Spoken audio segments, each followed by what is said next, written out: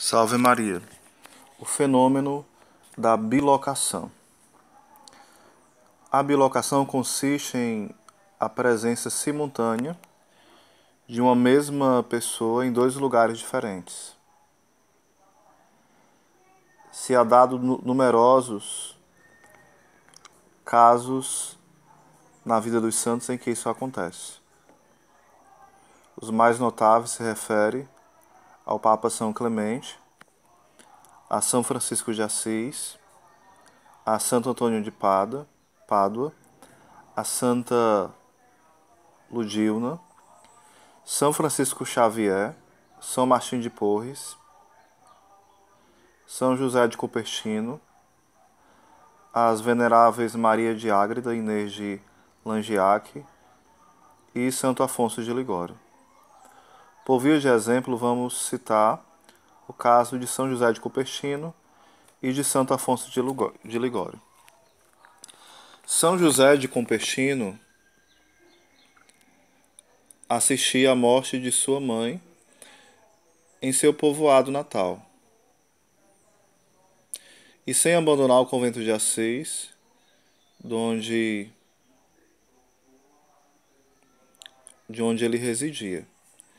Estando ela a ponto de expiar, gritou com grande acento de dor: Ó Frei José, filho meu, já não te verei mais.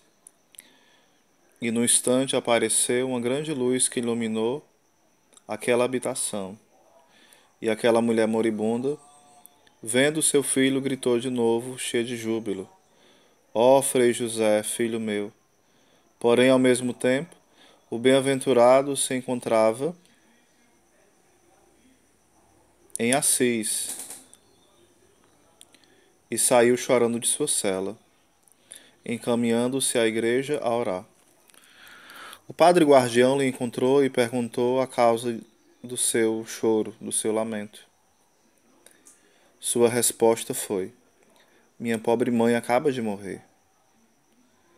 A carta chegou muito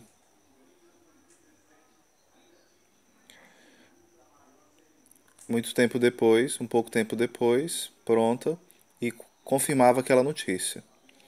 Porém, também se supõe que o santo havia assistido de forma pessoal a sua mãe que estava prestes a morrer, e o santo a assistiu. Todos estes fatos constam no processo da beatificação deste grande santo.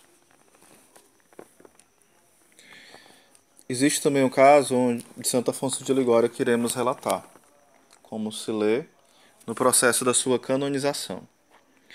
Em 21 de setembro de 1774, estando o venerável servo de Deus em Arieson, pequena vila de sua diocese, caiu em espécie de desvanecimento, sentado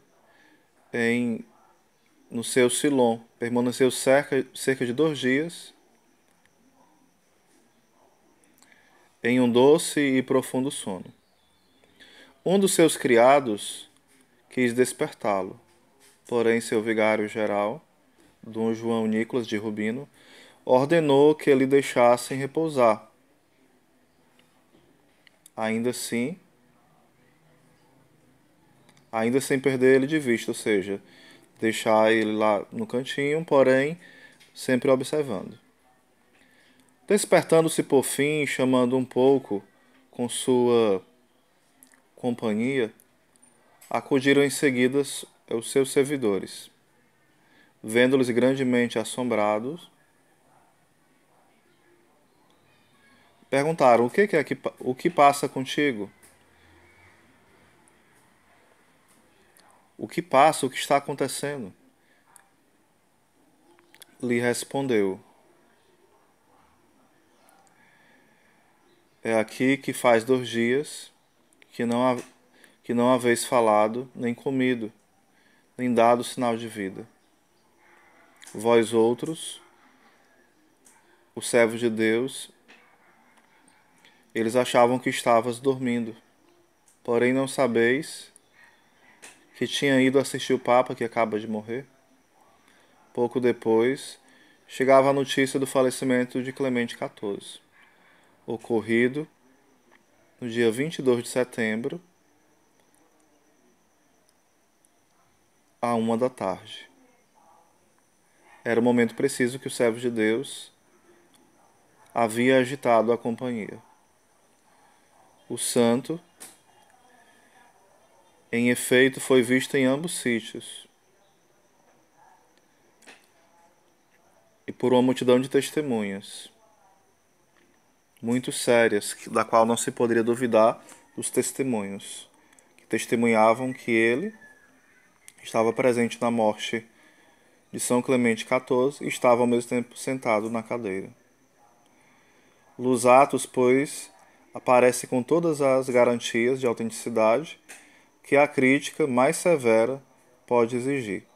O fenômeno é absolutamente certo e sem nenhuma dúvida. Uma explicação desse fenômeno, um pouco da explicação. Nenhum outro fenômeno extraordinário da mística apresenta tantas dificuldades como este da bilocação. Se tem ensinado à multidão uma multidão de teorias, porém, é preciso confessar que nenhuma delas produziu uma luz definitiva em torno do problema, cheio de obscuridade e de mistério. Não podemos entrar nos limites da nossa obra, dessa nossa obra que seria a Teologia da Perfeição Cristã, né? E examinar a crítica das diferentes teorias propostas para explicar o fenômeno. Vamos expor unicamente a teoria que nos parece mais acertada e tem sido proposta por muitos teólogos que seguem as diretrizes aristotélicos, tomistas. Vamos aqui a um pouco dessas conclusões sobre a bilocação. O efeito. Essa doutrina clara e expressa por São Tomás, que presencia ela, de forma circumpritiva o local, de um mesmo corpo em dois lugares, envolve contradições e não pode realizar-se.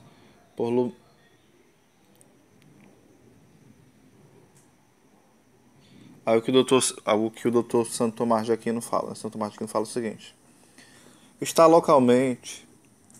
localmente algum corpo em um lugar não é outra coisa que ser circunscrito e abarcado por esse lugar, segundo a medida das próprias dimensões. Porém, o que está compreendido em algum lugar, de tal maneira, está em esse lugar que nada dele está fora deste lugar. De onde se pode afirmar que está localmente em um lugar, e não obstante dizer que está em outro lugar, envolve contradição. De onde a forma indicada, esta não pode ser feito nem por ele mesmo, pelo próprio Deus, né? A razão alegada pelo Dr. Angélico é claríssima e não tem volta. Porém, para a maior abundância de alguns absurdos e contradições que se seguem, a presença circunscrita de um mesmo corpo em dois lugares distintos. Há de se observar alguns pontos. A medida desse único corpo equivaleria à medida de dois corpos, iguais a ele. Está e não está, ao mesmo tempo, inteiro no mesmo lugar. Seria indivíduo e dividido de certa forma. A pessoa estaria distinta de si mesma, ou longe. Poderia estar, às vezes, em duas posições distintas, em cima e embaixo, à direita e à esquerda, sentado e em pé. Tudo isso ao mesmo tempo. Com todas essas coisas são evidentemente absurdas e contraditórias, o que há de concluir com o doutor Angélico, que repugna absolutamente que o mesmo corpo possa estar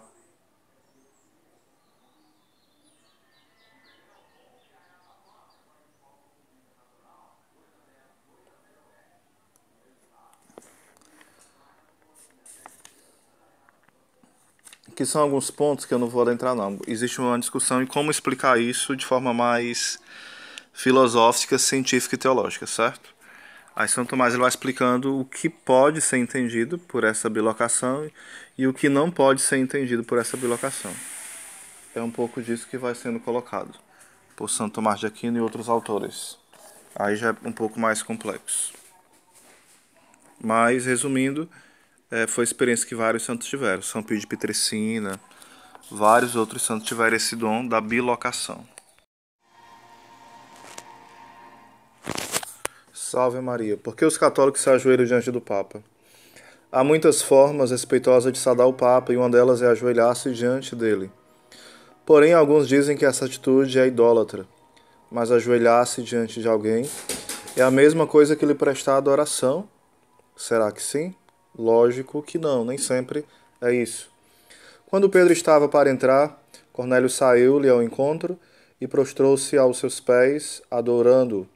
Mas Pedro reergueu, dizendo: Levanta-te, pois eu também sou apenas homem. Atos 10, versículo 25 e 26.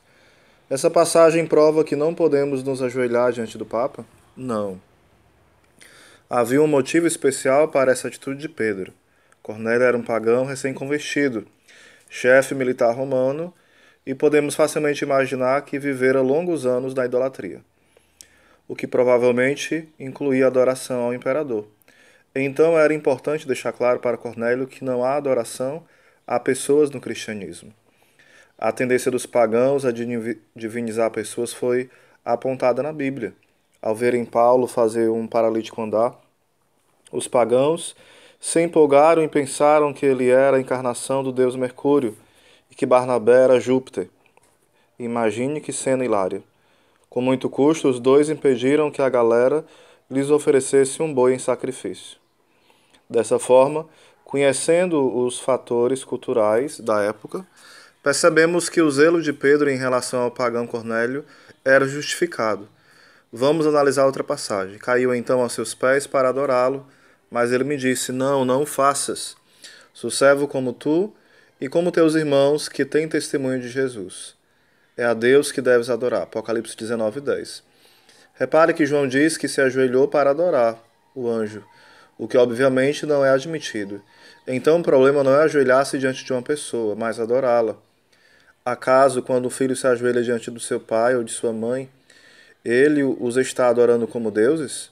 E quando o homem se ajoelha diante de sua noiva para pedi-la em casamento, está pecando por idolatria? É óbvio que nem todo ajoelhar-se é sinal de adoração, assim como nem todo soco é sinal de agressão, no caso de um treino de boxe, e nem todo beijo é sinal de afeto, no caso da traição de Judas. Podemos citar numerosas passagens da Bíblia em que pessoas justas, profetas e santos, homens e mulheres, ajoelharam-se diante de outras, e em nenhuma dessas passagens há a menor menção de censura. Gênesis 33, versículo 1 ao 3, Jacó se prostrou 7 vezes seguidas diante do seu irmão Esaú. Rute 2:10, Rute prostrou-se diante de Booz, o dono do campo, onde colhia espigas. 1 Samuel 24:9, Davi prostrou-se diante de Saul. 1 Reis 1:23, o profeta Natã prostrou-se com o rosto por terra diante do rei Davi. Agradecida por ter ressuscitado seu filho, a mulher se prostrou aos pés de Eliseu, 2 Reis 4:37. Os 50 profetas se prostraram diante do profeta Eliseu, em 2 Reis, capítulo 2, versículo 14 e 15. Portanto, quem quiser pode se ajoelhar sim diante do Papa, mas ninguém é obrigado. O Papa sabe que recebe essa reverência por aquilo que representa, a doce presença de Cristo na Terra, e não pela sua própria pessoa. Trata-se de um ato de veneração e não de adoração.